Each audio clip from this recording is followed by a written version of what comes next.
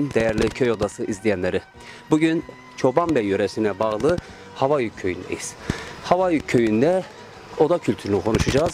Burada birbirinden değerli amcalarım, dayılarım, emmimoğulları var. Biz onlarla hem burada Türkmen kültürünü konuşacağız, hem odalarda neler konuşulur. Odalar bir köy meclisidir, odalar bir barış odasıdır. Her türlü sıkıntıların konuşulduğu odayı sizlere daha geniş kapsamda anlatmak için ilk önce biz muhtarımızı bir tanıyalım. Ben Halil Bozan. Dedemin babasından kalma. Dedenin babasından. Dedemin babasından kalma bir 150 senelik falan bir oda. Belli. Tabii. Dedemin babasından dedeme geçmiş. Dedemden amcama geçmiş. Amcam geçen yıl vefat etti, sizlere ömür. Allah rahmet eylesin. Ondan sonra da muhtar ben oldum. Kaç yıldır muhtarız? Şimdi ben bir sene oldu. Bir senedir. Bir senedir muhtarım ben. Dede de mi muhtardı? Dedem de muhtar. Dedemin babası da muhtardı. Dedenin babası da Tabii. muhtar, dede de muhtardı, baba da muhtardı. Şimdi sen muhtarsın. Aynen. Senden sonra da oğlanlara geçer inşallah. Nasipti. Peki muhtarım kaç çocuk var? Vallahi şimdi şu an çocuğum yok. Evliyiz. Evliyiz, evet. Evlisin. Peki muhtarlığın dışında neler yapıyoruz? Köyde ne tür faaliyetlerimiz var? Ekin var mı? Tarla var mı? Fıstık var mı? Tabii ki kesinlikle tarla, Tarlanız var. fıstıktan, zeytinle, Güzel. bağla bundan uğraşıyoruz. Zaten 2013'ten hemen süre buraya geldik. Ben 2 sene falan, 3 sene falan Türkiye'de kaldım. İşler Hangi şehirde? İzmir'de. İzmir'de. Aynen. Evet. İşitler gittiğin zaman da hemen geldik buraya. Güzel. Peki muhtarım, daha önce sen oda kültürüne hakim birisin. Ki dededen beri oda kültüründe yaşamışsın ve belli ki odada büyümüşsün. Odada eski büyüklerimiz neler yapardı, neler konuşurdu, onunla ilgili biraz bilgi verir misin? Ya eskiden zaten ihtiyarlar oturduğunda senin dediğin gibi bizim gibi gençler en aşağıda oturmamız lazımdı. Değil mi? Toplu halde. Doğrudur. Bir de ihtiyarlar konuştuğu zaman tabii ki gençler konuşamazdı o zaman. Doğru. Şimdi benden sen amcalara göre, dayılarımıza göre genciz. Burada oturmamamız gerekir. Tabii. Ama şu an biz programı Çekim sunduğumuz yani. için çekimden dolayı buradayız. Şimdi seni tanıdık. Peki Tabii. bir de bizim oda kültürümüzde arfe olayı vardı. Yani eskiden bir de arfe olurdu. Yani bu bölgede arfelik vardı. Tabii. Yani bir sülh olayı olduğu zaman veyahut da bir kan davası, ne bileyim kız kaçırma olayı, birinin tarlasından diğerine bir haksızlık olmuşsa arfeye gidilirdi. Tabii. Bölgede şimdi aramızda hiç arfelik yapmış bir amcamız, dayımız var mı? Var. Var. Var değil mi? Var, var. Burada var. şu an cemaatimizde var mı? Şu an cemaatimizde İyi, var. tamam. Şimdi ondan da konuşacağız. Muhtarım ben teşekkür ederim. Sağ olasın. Yani bizi tekrar odanda misafir ettiğin için. Aynen. Ben seni şimdi rahat bir yere alayım. Ben ondan sonra artık emmilerimle, dayılarımla tanışayım. Hem onlarla oda kültürünü konuşayım. Hem de bize Türkmen tarihiyle ilgili bilgisi olan emmilerimiz bize Türkmen tarihiyle ilgili bilgi versinler. Tamam.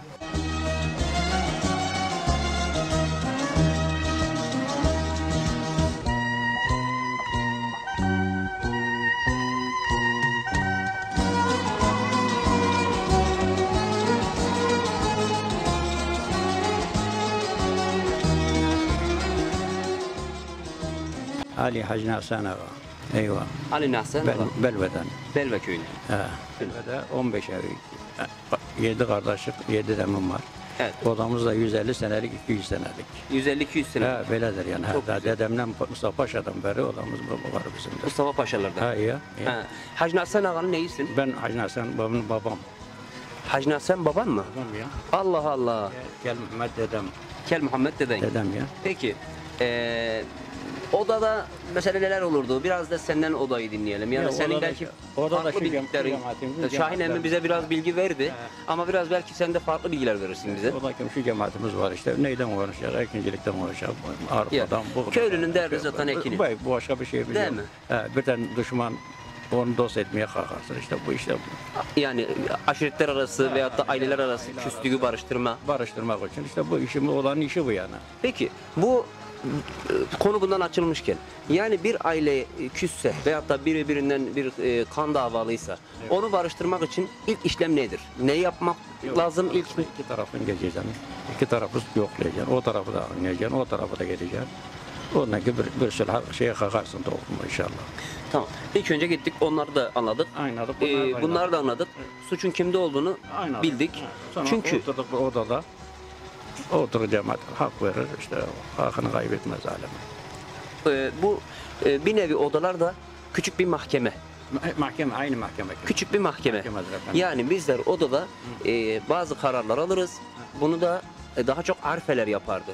Arfelik yaptın mı sen hiç? Yok yapmadım. Yok. Babam yapardı. Baban arfe olduğunu biliyorum. Biz de hazır olurduk işte onun için. Aynı Çünkü bu işlerin biraz bilgimiz ona karşı var. Başka yok. şimdiki arfenin şimdiki ismi bilir kişi. Bilir kişi. Bilir kişi. Çünkü o iyi bilir. O iyi araştırdığı için iyi bir gözlemcidir, iyi bir dinleyicidir. İki tarafı da iyi dinler. İki tarafı da can kulağıyla dinler. Hatanın kimde olduğunu bilir.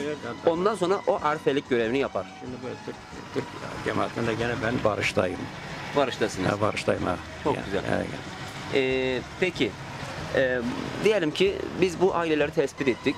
Bu hatanın kimde olduğunu da tespit ettik. Ondan sonra arfe veyahut da oda cemaati o hükmü verirken mesela adam vurmuş veyahut da yanlışlıkla vurmuş. Orada bir kan davası var. davası var. Bu kan davasının bitmesi için ortada bir kan parası olurdu eskiden. Gene var şimdi. Var değil mi? Gene var. Şimdi 6.000 dolar, 7.000 dolar, 7.000 dolar işte oluyor. Bunu cemaat mi belirler, arfe mi belirler? Arfe bende. Heh, yani bu kan Arfe hakkı verdikten ki cemaat de buna razı olur yani. İki tarafın havayı giydirirler kendine. Bitti sen söyledin biter onunla. bitti. Ondan sonra o meblağ o kişiye ödenecek. Ödenir. Ondan sonra o kan davası biter. Bayrak eline verir, biter gider memleket. Peki, diyelim ki arfe bu meblağı verdi. Dedi ki 6.000 dolar dedi. Evet. 6.000 dolar toplandı. Toplandı. Ve gitti o katlettiği veyahut da öldürdüğü Razı olmaz mı diyeceğim. hayır, razı oldu. Razı oldu. Ödendi. Parayı aldı. Kan davası bitti. Aradan birkaç ay geçti, birkaç sene geçti. O parayı alan kişiden birinin oğlu veyahut da gitti öbür taraftan bir adam daha vurdu. Geri vurdu değil mi Hı hı. dedin? Ha, geri o kanını alırsın, geri ona vereceksin. O kanı bir tekrar bozulur. He, Ha. geri olur. Bu şekilde yani bu da aslında bizim köy odalarımızın bir mahkeme gibi işlediğini, bir savcı gibi arfenin de veyahut da o cemaatin, o odanın sahibinin veyahut da o aşiret liderinin bir mahkeme gibi karar verdiğini. Karar verdi. Bir de o da karar. Diline sağ, sağ olasın.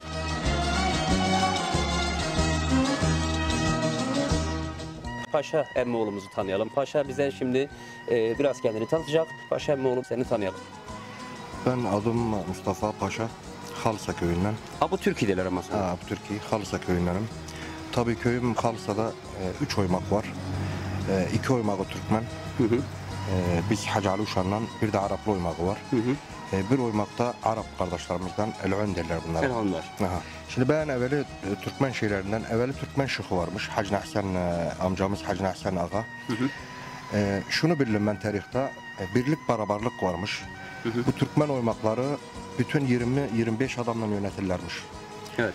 Türkmen şıkı diye hava ikten bir adam alır bölgüne. Hı hı. Av şöyle diye Bekmişli, Karaşıklı'dan bir tane alır, Güneçlerden bir tane alır, Halluşan'dan bir tane alır. Bu 20-25 adam Türkmen şıkından beraber ne Türkmenlerin sorunu var Türkmen arasında, av Türkmen dışı Arap kardeşlerimin arasında bir sorun olursa bu 20-25 adam bu Türkmenin köme sorunlarını meydana getirirlermiş yani. İşte dediğim ki ben şimdi gene birlik barabarlık var ama şimdi eskiden değil. Şimdi memleket savaşı içinde. Doğrudur. Millet köylere gidersin çoğu Türkiye gitmiş ama burada ihtiyarlar var. Evet. Ama milletin çoğu bütün yabancılar şimdi Türkiye gittiler bu savaş olayından yani. Sadece dedim ki ben birlik barabarlık var. Eskiden ben sana gene diyeyim eskiden bu barabarlık birlik barabarlık yani çok başka aşiretlerde de bu olmamış yani. Bu Türkmen'in birlik barabarlığı. Bizdeki birlik beraberi başka Aşiretlerde toplumlarda olmamış. Niye diye? Şimdi farklı. İşte eskiden birlik barabarlık var ama eskiden değil farklı.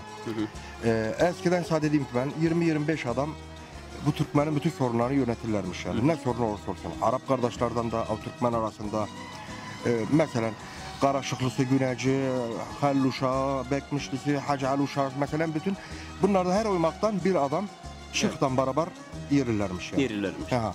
Şimdi durumlar iyi. Sadece dedim ki ben memleket savaşı içinde yani. Eski hava kimen der yani. Peki. Ben teşekkür ederim Emmoğlu. Sağ olasın. Sağ ol. Paşa sağ olasın Emmoğlu.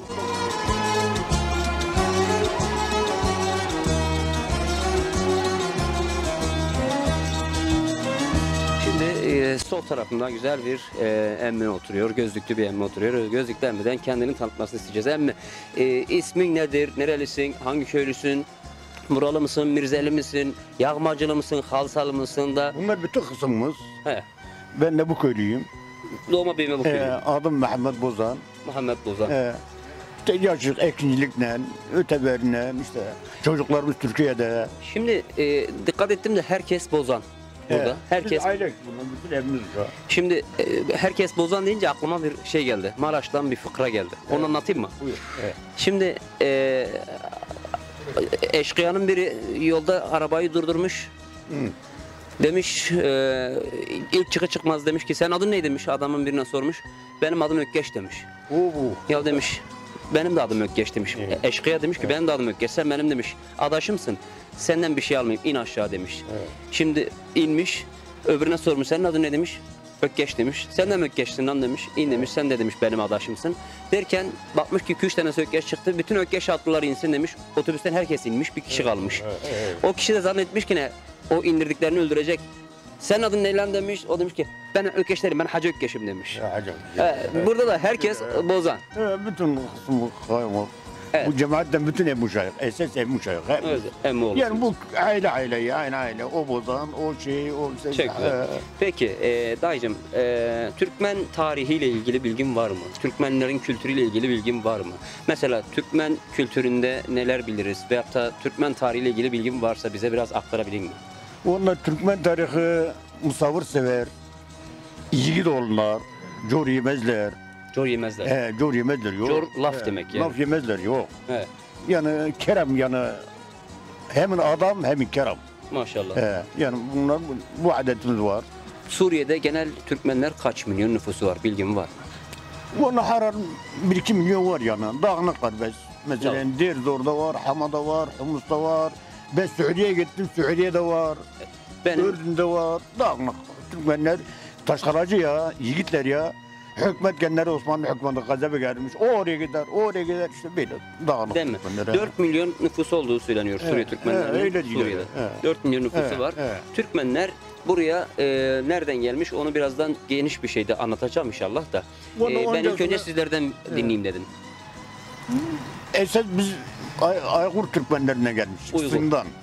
Uygur'dan. o taraf. Kur'an'da da yazar oraya seddetmişler. Bu Türkmenler o seddi gene dilmiş o memleketi harap etmişler. Değil mi? Türkmenlerde oda kültürü halen de yaşıyor.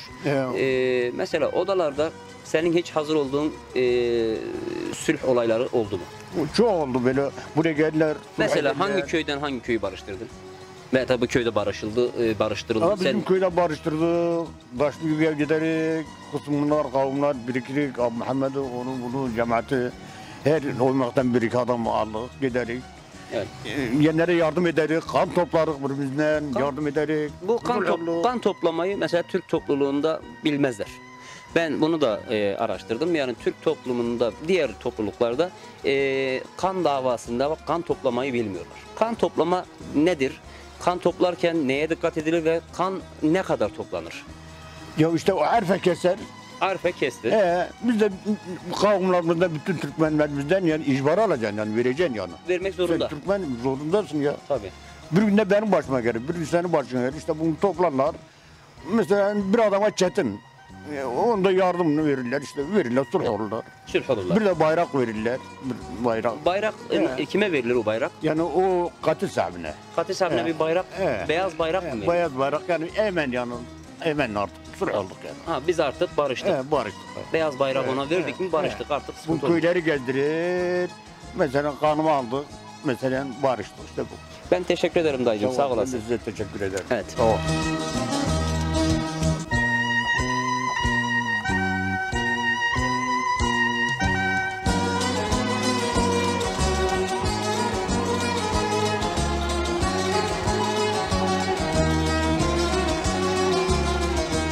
Değerli izleyenler, değerli hemşerilerim, Musa dayım var sağımda. Musa dayım benim asker arkadaşım İbrahim Bozan'ın da babası. Şimdi Musa dayımı tanıyacağız. Musa dayı, biraz kendini tanıtır mısın bize? Ben Musa Bozan, hava yüklüyüm. Hava yüklüsün. 79 yaşındayım. Maşallah. Allah uzun ömür versin. Doğumum burada, yaşayım burada. Kaç çocuk var Musa dayı? 5 çocuğum var. 5 çocuk var. Torun kaç tane var? Torunum da 3 tane var. 3 tane torun var. Az sende ya maşallah. Yani başka emmilere sorayım 40 tane 50 taneden torundan bahsediyor. Sen niye biraz az kalmış? Benim uşaklarım bütün dışarıda Avrupa'dalar. Ha. Burada kimse- Şimdi anlaşıldı. Ha. Evet. Peki dayıcım sen bu köyde doğdun, bu köyde büyüdün. Türkmenlerle ilgili bize neler anlatmak istersin? Vallahi Sen neyleri bilirik? ben bildiğim biz bu oda durumunda cemaatte yettik büyüdük. Hı hı. Oldu olalı bu amcamın işte bu dedemizin odası. Hı hı. Burada biz aklımız yettiğinden kere gerçekten hizmet ederek oturup konuşuklarından dinlerik. Çok güzel. Ekincilikten uğraşırız. Evet.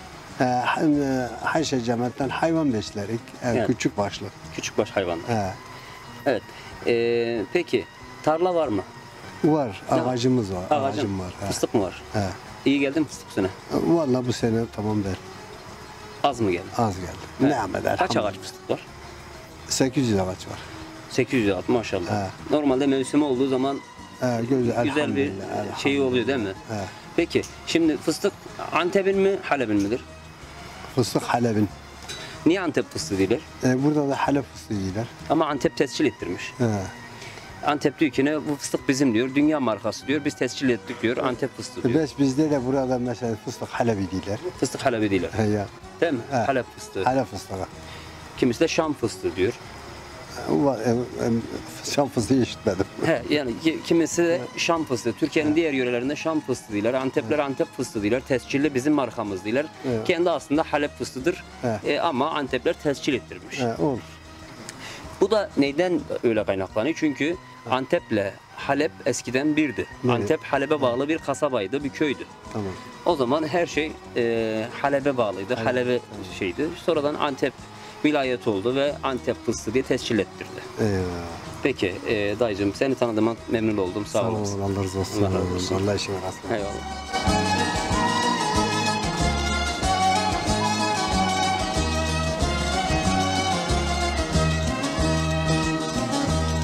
Şimdi değerli hemşehrilerim, değerli izleyenler Mustafa Emmi'yi tanıyacağız. Mustafa Emmi Kerpiç'te.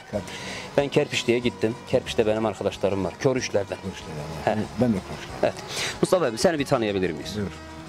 Mustafa Ali Cesmir Kuruş Kerpiç köyünden. Kerpiç'te köyünde. He. Sen de muhtar mısın yoksa? Vallahi evveli muhtarlık şimdi. Değerli muhtar. He. Evet. Bir Kerpiçli ile ilgili hep şöyle dediler. Kerpiç'te çok lakap takarlarmış. He. Yani hatta 140'tan geçsen bile motorla, arabayla 140'ta da geçsen sana bir Sana bir lakap lakap takarlarmış. Hele biraz da onunla ilgili bir de anlatsana. Niye Kerpiç'te de çok lakap var? Mesela hangi lakaplar var? Eskiden yani bu lakaplar eskiden. Tabii. Şimdi hatırladığımız lakaplar var mı mesela? Şimdi kalmadı. O eski buramda. Lakap takanlar mı öldü? Lakaplar öldü. He. Mesela ben çok lakap bilirdim. Lakaplarla ilgili bir çalışma yaptım. Topal Ali, Kör Tahir, Patosçuk Ali, Dermençi Mehmet. İşte bu şekilde Bu şekilde yani, bir Borlu Fayat, Borlu Osman, Hürt Halaf. bir şey bulunur gene mesela bir şey yapar onun lakabını gene takarlardı yani. Neydi mesela? Sizin mesela. köyde lakap var mı mesela? Olamaz. Evet, çoktur da. Şimdi sen adlarını söylemekten şey yapın, çekilin burada şimdi. Ha bize lakap taktı falan demesinler değil mi? Peki. Mustafa abi biraz Buyur. kendinden bahset hele. Ne iş yaparız, neler yaparız? Vallahi Ali Bey biz ekinciyik. Ekincilik. Kerpiçli köyünde biz takriben 1000 nesemeyik yani köyümüz yani ne büyük ne de küçük yani Evet. orta Türkmenik Hepsi Türkmen köyün. hep Türkmen Arabımız vardı içimizde çıktılar yani köyden. Çıktılar köyden. Ayrı köyler yani küçük köyler Kerpiçli oldu. biz sanki bizim Türkmen köylerinin artık Bumuca yakın en son köyü. En oldu. son köyü En son köyü. en son köyü Araplardan taraf. Evet. Şarkımız Arap, kılbemiz Arap, garbı kılbemiz Arap, Evet. garbımız Belva, dağ garbımız Daşlıyık, Evet. dağ garbımız Beliz Havayık. Beliz. Evet. Kerpiçli İbrahim Körüş mü? En büyük dedeniz İbrahim Körüş olması lazım. Hani deveyle haca giden hangisiydi? Bir dedeniz var. Deveyle haca gitmiş. Ta Culap'tan gelme. Culap'tan gitme. Mesela onun hikayesini biliyorum. Ben de onun bir Körüşlerim. Körüşte'de değil mi? Ha. Körüşte. O deveyle haca kadar Ha, gitmiş. deveden hacca gitti. Orada da Haca kadar gitmiş. Artı Culap doğumludur. Julap doğumu. Tamam. Julap'tan gelmek. Esas Türkmenler men var Nahreyn geldi akayı. Türkmen. Nereden? Sonra Julap'a geldiler. Julap'tan orada bir şeyler oldu akayı. Şey geldi. İran'dan, Acem'den yana. He. Bir tarış geldi. Tarış dediler Arapça yana. Bir yana şey. O zamanda da Julap, Feriz şimdi burada Kadirli az. Bizim bu bölgede yani Türkmen bölgesinde burada Kadirli çok az. Kadirli, Kadirli- ne mesela? Kadirli zaten Türkmen geldi. Anladım ya, niye az? Az çünkü Acem'e gittiler. Ha, Kadirliler hep Acem'e döndü geri. Acem'e döndü. Feriz Bey. Evet. Acem'e gitti. İran tarafında, İran Urum'da. tarafında, Urum'da. Urum, oranın ismi Urum. Urum. Bizim Urum'dan gelme. Feriz Bey Acem'e gidip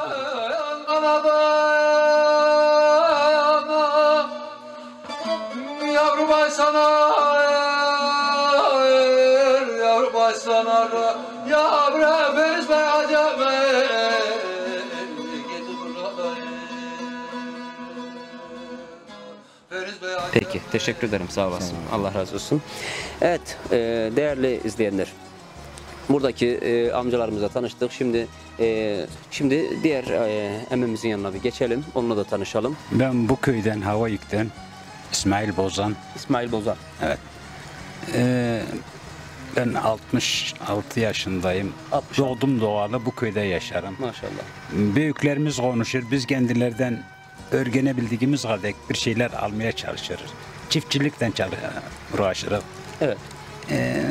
Davar falan evde davarımız olur. Güzel. Böyle bir şeyler. Büyükbaş hayvancılık mı, küçükbaş hayvancılık? Küçükbaş hayvancılık. Yani koyun, keçi, Koyun, keçi, kuzu, böyle bir oğlak, şeyler. bunlar. Büyükbaş hayvancılık yöremizde niye yok? Bilemiyorum, burada yani biz en fazla bu küçükbaş hayvancılığa rağbet ederek dağımız olduğu için, yaylım yeri Yaylım olduğu, yerimiz olduğu için. onun için küçükbaş hayvancılığa. Küçükbaş hayvancılık onun için. Biraz odadan bize bahsetsene bir. Oda dediği ki köy odası bir mektep kimen. Mektep kimen yani bir öğrenirsin daima ahlak öğrenirsin, terbiye öğrenirsin. Evet. Senden büyüğüne saygı göstermeyi öğrenirsin. Köyün olan ekinciliğini, kendinin gün yaşamının konuşukları olur. Bir iki komşu arasında bir hilaf falan olduğunda Evet. bunlar birbirine getirip bir sulh etme, Çok bu çeşit bir şeyler konuşulur. Evet. Peki, teşekkür ederim. Sağ Dayıcım, olasın. sağ olasın. Değerli izleyenler, şimdi bize Türkmen tarihiyle ilgili Şahin emmi bilgi verecek. Şahin emmi, bir seni tanıyalım. Ben Şahin Bozan. Hüseyin de ammisiyim. Muhtarımızın şimdi. Şimdiki muhtarın da emmisi. Evet. Oldu bitti bu odada. Yani cemaat toplanır. Bir kararlar verirler. Köyümüz misafirsever, yardımsever.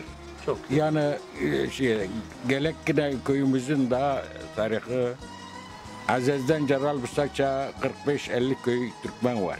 Güzel. Bu köy halis Türkmen. Evet. Onun için bir lakabı var ki Türkmen'in payitahtı. Payitahtı. Evet. Başkenti yani. Başkenti. Ne güzel. Başka köylerde karışık insanlar Doğru. var. Bizim burada halis muhallas Türkmen'dir. Peki, Şahin emmi, köyün kaç haneli bir köy?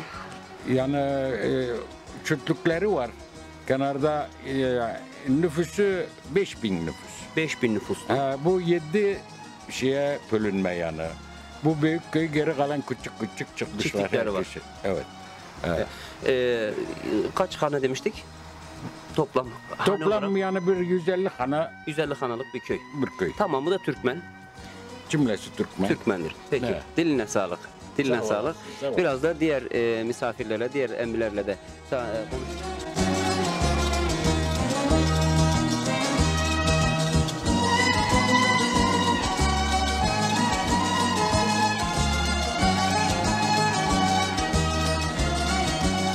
Değerli izleyenler, şimdi Kasım emmiyi tanıyacağız. Kasım emmi bize kendini tanıtacak. Kasım emmi nerelidir, hangi köylüdür? Kasım emmiyi isterseniz tanıyalım. Evet, Kasım emmi bir kendini tanıtsana. Ben Kasım Mustafa Vahap. Dedem Vahap. Dedeniz Vahap. Evet. Daşlık köyündenim. Evet. Tabii ekinciyim ben kendi şahsı olarak. Hı hı. Sanatım yok. Sanat yok. Çocuklar sanatı var. Antep'teler İki sen oğlum de var. bilirsin. Ha, 2 oğlum var. Maşallah. Ha, aile olarak 2 oğlum var. Evet. Türkmen düğünlerinde ne olurdu mesela? Türkmen düğünleri İlk olarak Türkmen gider, ben diyelim ki ne oğluma bir kız isteyeyim. güzel. Gider oranın şeyini anlardık. Vermeme tarafını. Bitirdikten kere gidersin 3-5 cemaat, 10 cemaat. Hı hı. Cemaat olarak 10 kişi. Evet. Pazarlık Zor. olurdu. Pazarlıktan Tabii pazarlık olurdu. Pazarlığı bitirdikten Pazarlık kere bir olurdu. düğün şeyi yaparlar. o zaman bayrak dikilirdi, değil mi? Bu şeyi bitirdikten kere bayrak dikerler. Hı. Bayrağı diktikten kere bir hafta gençler her gece gider depçe oynarlar. Leylim derlerdi, değil mi? Leylim çekerler. Leylim çekerler. He. Bir hafta sürdürürler. Bir hafta leylim Aman sürsün, bir haftaya da razı olmazlar yani. Olmaz. Ondan sonra davulu Eski düğün olur. Düğün olurdu, kınalar Düğün olur. olurdu. Kavum akraba bütün atraf köylerden sen tabii genleri davet edersin. Gelirler. Köylü de bu paylaşır bu gelenleri misafirlere. paylaşır. Köylü bütün evinde misafir ağırlardı. Bizim bu düğünlerimiz çok güzeldi. Bütün köylü evlerine misafir alırdı. Şehirden gelen, özellikle uzak köylerden gelen misafirleri evlerimize, uzaktan gelenleri o şekilde bizleri de alırdık. Peki. Ama yine bir hafta düğün olurdu. Bir Bu hafta mesela, düğün. tabii bir hafta derlerdi. Mesela sept Hiç. günü başlarlar ta Hamis günü Cuma gecesine kadar. Peki düğünlerde o söylenen türkülerden hiç o Türkülerden isyanlardan- hiç şeyim yok ama oynamada baş defterdim. Vallahi iyi oynardın. Baş çekerdim. İyi baş çekerdin. Ha, baş çekerdim. Ne tür oyunlar bilirdin mesela? Ya zaten adları var mı? halay yani ağır şey. O zamanın bir He. halayların bir ismi vardı. He. Havşa vardı, Hosar vardı, Depçe Hepsini de vardı. biliriz. Biz havuç Değil mi? Kırıkhan'dı, Çoban Bey havası vardı. Ağır hava şey Abazzet havası. Aba İzzet havası yani Değil mi? aldı gitti başını tamam Aba İzzet Abazzet havası. havası derlerdi. He. Bir de güzel bir şey vardı. Bizim Türkmenlerde biri bir şeyi uzatırsa derdik ya. Hacı Ali türküsü ettin, bere herif derdik. Uzattın Hacılı Türkçe ettiysin. yani Onu bu niye şeyi. derdik? Mesela Hacı Ali türküsü Ben de ettin ona diye. aklım yetmez. Ben de öyle diyeyim yani. Değil mi? İşte sor Ali Bey'de. İşte Hacı Ali türküsü ettin derler. Bu bir atasözü gibi kalmış ama demek ki halk arasında Hasan Ali öyle mi? türküsü de var. Öyle Tabii, mi? iki Ben de tane öyle var duymuştum. He. Var sen abi. Abazet havası oynanırdı, Çoban Bey havası oynanırdı, Kırık hava oynanırdı. Ben Çoban Bey havasını bilmem de biz yani Abu İzzet havası aldı başını gitti yani bu bir şey yokturdu. Kendi şeyinden alt olarak da aktı Abu İzzet havası. Üç ayak vardı, üç ayak vardı. Günlük misafire yemek çıkarılır mıydı? Tabii. O halaylar- Günlük misafire yemek çıkacak ya. Eskiden bir de gelen misafirler hani evlere bölüştürülürdü ya. Evet. Bizim köyde şöyle bir adet vardı. Kalkında Kalkında şöyle bir adet vardı. Günlük aptallar gelirdi. Evleri dolaşır, misafirleri uykudan uyarır. Davul çalar, uykudan uyandırır, bahşişini alırdı. Aynısıdır. Bahşişini alırdı giderdi. Misafiri olan evlere gelir, misafirlere yatıysa da bile davulla uyarır. Bu misafire verilen hürmetten mi yoksa bahşiş almak için mi aptalın Yok derdi? tabii hürmetten ya. Yani bak seni uyandırmaya geliyoruz filan. Davulla beraber yerir, ta kendini halaya ulaştırır, Oo, başkasına gider. değil mi? Başka bir aileye Tabii giderdi. başka bir aileden yanında bir misafiri varsa ulaştırma mecburiyetinde ta kendi şeye çek. O düğün evine çek. Oradan geri döner başkasına gider. Alır gelir yani. Bu Konu misafire birden düğüne geçti. Bak ne güzel anlattın bize. Evet. Şimdi bir de şey yapılırdı. Mesela kart yoktu eskiden, top kumaş dağıtılırdı. evet. Onu nasıl seçilirdi? Onun neye karar vererek mesela köylere top O gönderirdi? kişi sen eletirsin bir top elettin. Mesela o kişi de sana bir kurban getirir, bir çuval şeker getirir. Değil mi? Düğüne katkım olsun diye yani. Düğüne katkı olsun. Katkı olsun diye. Çünkü bu adam da masraf olmuş. Değil mi? Top almış mesela, bir şeyler almış, o eve vermiş. O da karşılığını getirir, şey yapardı yani. Aslında Güzel bir şeydi biz yani. Türkmenler çok dayanışmayı seven bir milletiz. Yani düğünümüzde olsun, cenazemizde olsun, taziyemizde olsun dayanışmayı, birbirimizden yardımlaşmayı seven bir milletiz değil mi? Ya işte aslında bizim düğünlerimiz güzeldi. Gece saat 2'lere 3'lere Çok kadar güzel. davullar çalardı, Tabii, halaylar çok güzeldi. çekilirdi. Davul bittikten sonra bir yere gençler birikir, bir odaya aptalları getirir. Sabaha kadar Çalar söylerdik. Çalar söylerlerdi. Ne güzel. Hiç aklımızda güzel türküler var mı? O şiirlerden var mı? Vallahi Yok mu Mustafa? hiç türkü Kasım yok. Ya, şeyim de bozuk da. Evet. Peki. Kasım Emmi teşekkür ederim. Güzel bilgiler verdin. Güzel şeyler Sağ oldu. olasın. Ben de teşekkür ederim sana ve senin ekibine. Allah razı olsun. Teşekkür ederim. Sağ olasın. Değerli izleyenler, değerli hemşerilerim, değerli köy odası takipçileri. Şimdi buradaki bütün emmileri, dayıları dinledik. Hepsinden güzel fikirler, güzel bilgiler aldık ve buradaki muhtarımızdan da güzel şeyler aldık. Odayı anlattı bize. 150 yıllık bir oda burası. Köy odası normalde her köyün hemen hemen bildiğim kadarıyla bir veyahut da iki odası olur. Doğru mudur? Mesela Kalkım'da Bakır Ağa'nın odası vardı. Sekizler'de Hacı Kiyalar'ın odası vardı.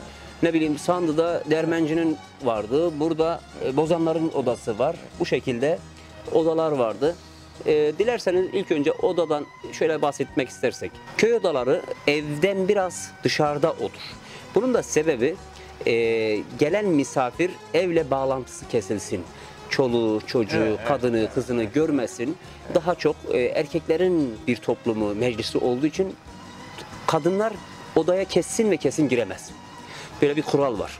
Hatta odanın çayını, kahvesini, temizliğini bile gençler yapar. Kadınlar pek odaya girmez. Temizlik bile yapmaz. Çünkü buranın gençleri yapar. Bizler o şekilde oda temizledik ve odada büyüdük ve odanın bulaşını da yıkadık. Odanın temizliğini de yaptık. Halılarını, keçeleri, eskiden keçeler vardı. Bakın burada da var. Bu keçeler güneşlendirilirdi. Bunu biz yapardık. Gençler yapardı.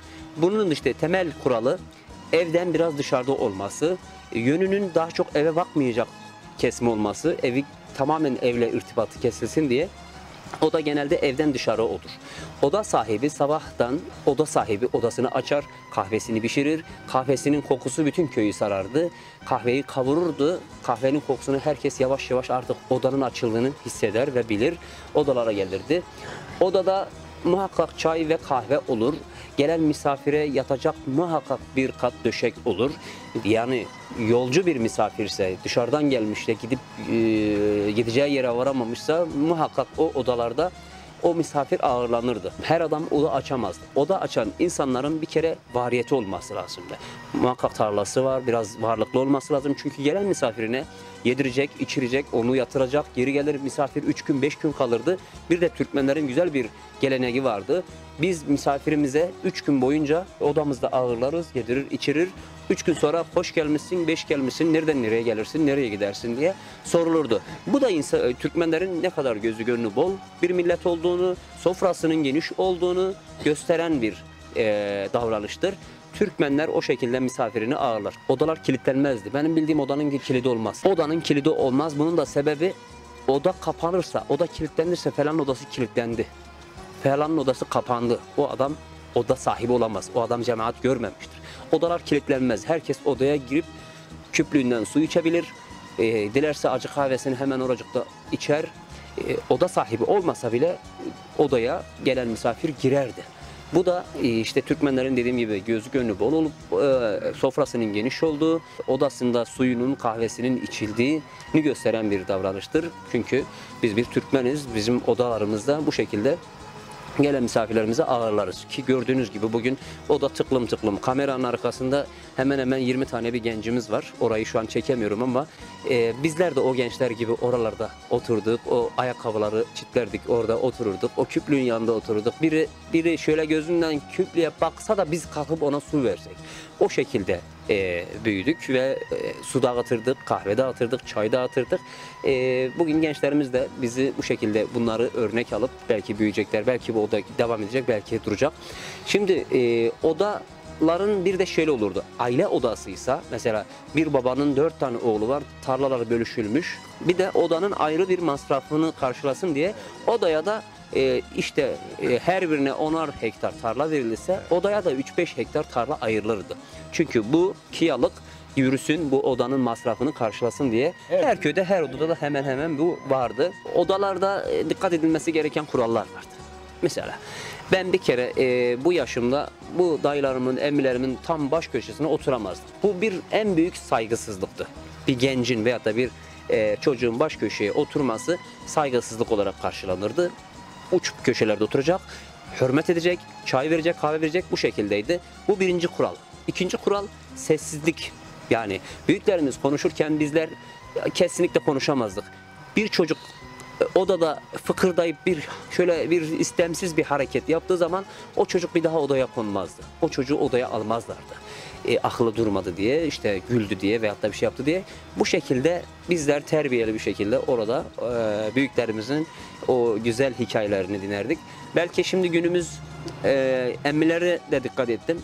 Hepimizin fikri karışık. Çünkü memleketimizde bir savaş var. Savaştan dolayı herkes bildiğini de unuttu. İnsanların fikri yorgun. Yani bir türlü şu savaşın şeyini atamıyoruz. Ama eskiden odalarda çok güzel hikayeler, çok güzel türküler olurdu. Mesela gönül isterdi ki bugün o sazlı sözlü türkülerimizi de burada söyleyelim. Gönül isterdi ki o Kılıçoğlu hikayeleri, Kesikbaş hikayeleri, işte eski göç hikayeleri, iskan hikayeleri, Feriz Bey'in hikayeleri anlatılırdı. Feriz Bey'in aceme nasıl döndüğü, cenk anlatan kişiler vardı. Düğünlerde iyi baş çeken Aba Hazretler vardı, Aba Azizler vardı, Kasım Emmiler vardı. İşte güzel türküler söyleyen, kına türküleri söyleyen yaşlı emmilerimiz vardı. Bunlar işte oda kültürünün güzeli değerli hemşerilerim. Bir köy odası programının da sonuna geldik. Güzel bilgiler için, güzel sohbetler için buradaki emmilerime, dayılarıma, hocamıza, şeyhimize teşekkür ederiz. Sağ olsun Paşa emmi oğlumuza da teşekkür ederiz. Bizleri odasında misafir eden muhtarımıza teşekkür ederiz. Muhtarım sağ olsun bize bugün odasını açtı. Allah odasını şen etsin, sofrasını bereketli etsin. Bir dahaki programda, bir dahaki oda programında görüşmek üzere. Allah'a emanet olun diyorum.